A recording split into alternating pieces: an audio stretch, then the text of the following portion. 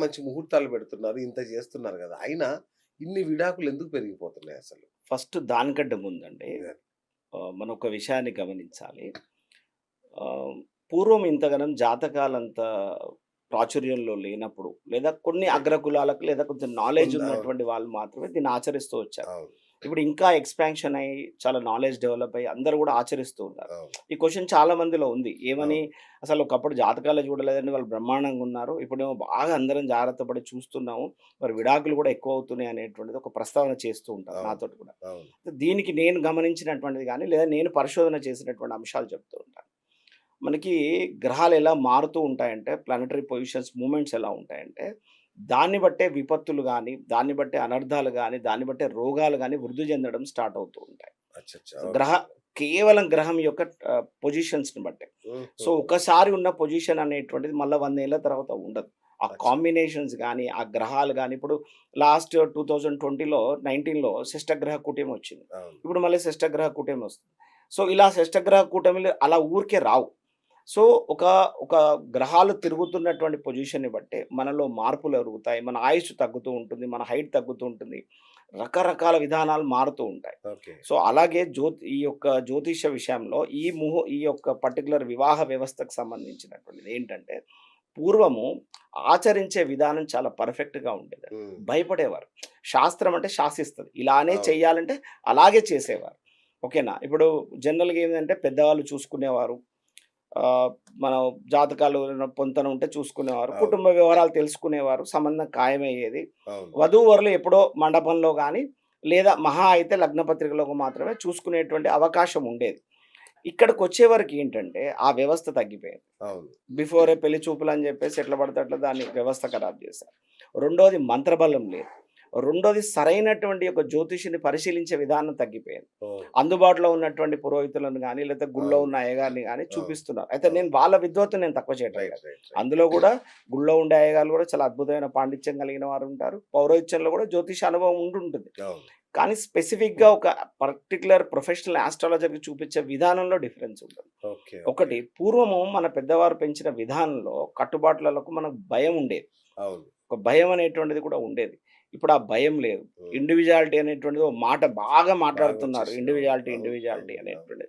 దానివల్ల గూడా గ్రహ ప్రభావంతో పాటుగా మన ఆలోచన విధానంలో కూడా మార్పులొచ్చాయి. ఓకే. దాన్నే దశమ స్థానం అంటారు జ్యోతిష్యంలో. కర్మస్థానం అంటారు. ఓకే. ఆలోచించే విధానం గూడా మార్పొచ్చింది. ఓకే. సో, కాబట్టి ఇప్పుడు ఒక జ్యోతిష్యుడి దగ్గరికి వెళ్ళామనుకోండి, తనేం జెప్తాడు? తను సిస్టమ్ జెప్తాడు. ఏమని? వీళ్ళ వధూవరులకు కలుస్తుందండి అంటాడు. అవును. కానీ ఏం జేస్తాడు? అతను ఒక క్రతువుల గురించి ఆయన ముహూర్తాలిస్తాడు. హ్మ్. పసుపు గొట్టం ఈ సమయంలో పెట్టండి. లగ్నపత్రిక ఈ సమయంలో జేయండి. అవును. తొలిసూరుగా మీరు ముందు బంగారము చొక్కం బంగారం తీసుకెళ్ళి అవసల వాడికి ఈ సమయంలో ఇవ్వండి. హ్మ్. అవసల వాళ్ళు గూడా ఏంటంటే పూర్వం అంటే ఒక పెళ్లి పుస్తలు జేయాలంటే స్నానం జేసి, పూజ జేసుకొని, వాళ్ళ కులదేవతకు స్థాపన జేసుకొని, హ్మ్. ఆ సుత్తెకు గూడా కంకణం కట్టి మొదటిసారి అబ్బా! బంగారం ఆ సమయంలో కొట్టేవారు. ఓహో! ఇప్పుడు పుస్తెలు అంత సిస్టమాటిక్‌గా తయారవుతున్నాయా? ఎక్కడండి పోయి కొనుక్కొచ్చేస్తున్నారంతే. రెండవది ఆ మండపం వేసేటువంటి పెళ్లి మండపానికి గూడా ఒక ప్రామాణికం ఉంది. ఆ! దానికి మంత్రాలున్నాయి. అలా మంత్రాలతో ఆచరణ చేస్తూ అది కట్టాలి మండపాన్ని. అలా కడుతున్నామా? లేదు. అంటే మనకు చాలా రకాలైనటువంటి ఆచరణ విధానాలనేటువంటివి పోయినాయి. సో, కాబట్టి ఒక బంధం నిలబడడానికి ఎన్నో అంశాలుంటాయండి. ఒక జాతకమే కాదు. ఓకే. ఓకే. ఆ అయ్యగారు చేసే మంత్రబలం ఉంటుంది. మనం ఓకే. చేసే క్రతువులుంటుంది. పసుపు కొట్టమని అంటారు. అది చాలా విశేషమైనటువంటిది. ఓకే. అదేదో రంగు రంగు పెయింట్‌లేపిచ్చి తీసుకొచ్చి అది పెట్టేసి అదేదో ఫ్యాషన్ లెక్క అదో ఒక 'దంచవే మేనత్త కూతురు' అనో ఆ! సాంగ్ పెట్టి ఆ! అదేదో పాటలు చేసుకొని సరదాగా చేస్తున్నారు.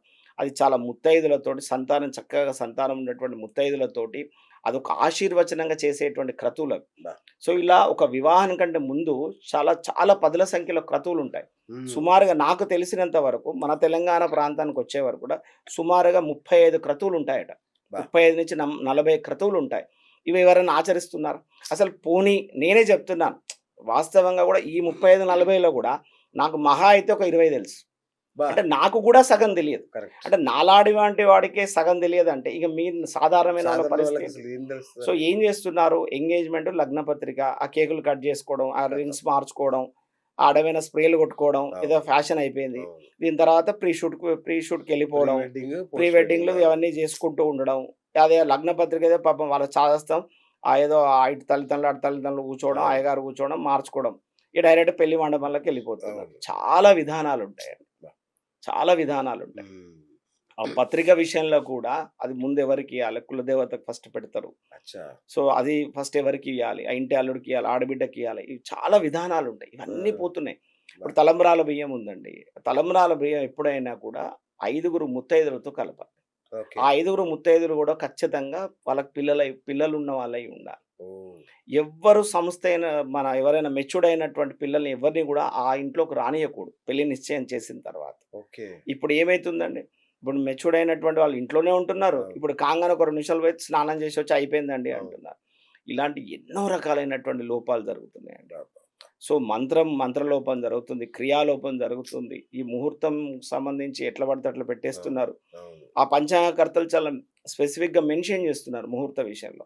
వాళ్ళేమంటున్నారంటే, మమ్మల్ని అధికమైన ముహూర్తాలియ్యాలని ఒత్తిడి చేస్తున్నారు. కరెక్ట్. కాబట్టి అవును. మా మనసుకు అంగీకరించకపోయినా పెట్టిన మేము ముహూర్తాలు. మేము ముహూర్తాలిస్తున్నాము. ఆ! ద్వితీయ శ్రేణి ముహూర్తాలు గూడా ఇస్తున్నాము. అబ్బా! మీ విఘ్నతతో దీన్ని వాడండి. లేదా హ్మ్. అత్యవసర పరిస్థితులలో వాడుకోండి అని పంచాంగకర్తలు ఏం చేస్తున్నారు? ఇచ్చేసి వాళ్ళు చేతులు అంతే దులిపేసుకుంటున్నారు. ఇగ. ఇప్పుడు స్మోకింగ్ ఈజ్ ఇంజూరియస్ టు అని ప్యాకెట్ మీద రాసామంటే ఇక మీరు మీరు తాగి సావండి అన్నట్టు. అంతే గదా! అవును. ముహూర్తాలైతే ఇవి తప్పుడే. మీరు పెట్టుకోండి మీ ఇష్టం మీ కర్మ అని పంచాంగకర్తలు కూడా వదిలేస్తున్నారు. అబ్బా! ఈ పురోహితులకి ఏంటి పాపం వాళ్ళని కూడా అనడానికి ఏం లేదు. అవును. ఇప్పుడు వాళ్ళు ఎంతమంది ముహూర్తాలు పెట్టాలి? వాళ్ళు ఎన్ని కరెక్ట్. అని చెక్ చేసుకుంటారు. వాళ్ళు ఎంతగనం చేస్తారు. లేదండి ఈ నెలలో సరిగ్గా కుదరటం లేదండి అంటే వింటారా? ఇంకో పురోహితుడి దగ్గరికి పోతారు. లేదా ఇంకో ఓహ్! అయ్యగారి దగ్గరికి పోతారు. సో వీళ్ళేం చేస్తున్నారు? సరే పంచాంగకర్త అయితే ఇచ్చారు గదా! హ్మ్. ఇగ అదే ముహూర్తాన్ని మనం ఇస్తే అయిపోతుంది గదా! అయిపోద్ది. అని ఓ అనుకుంటా. తారాబలం చెక్ చేసుకుంటున్నారు, అవును. ఇచ్చేస్తున్నారు. సో ఎక్కడ ఉంది అసలు ఆచరించే విధానం? అంటే మనం నడుచుకునే విధానంలోనే మనకు ఓపికలు లేవు. ఇగ భార్యాభర్తలు కలిసి ఉండడంలో ఓపికలు ఎక్కడికెళ్ళి ఉంటాయి? అంతే గదా! పెద్దలు చేసే విధానంలో ఇన్ని క్రతువులను సాంప్రదాయబద్ధంగా ఆచరిస్తూ వెళ్ళాలి గదా! కరెక్ట్. మనకే ఓపికలు లేవు గదా!